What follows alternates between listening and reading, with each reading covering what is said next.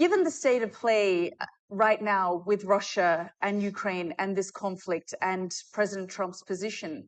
are you glad that India took the position it did? I mean, it carried on buying Russian oil and gas, for example. Yes, I'm still wiping the egg off my face because I was the one person in the parliamentary debate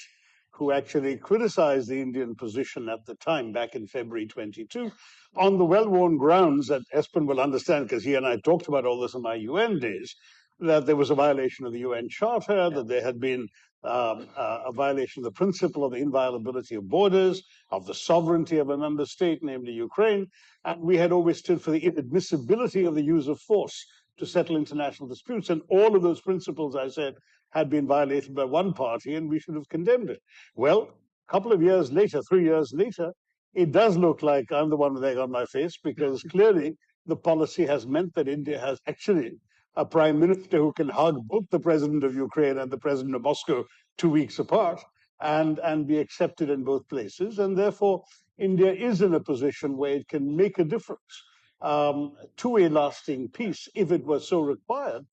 in ways that very few countries would be able to.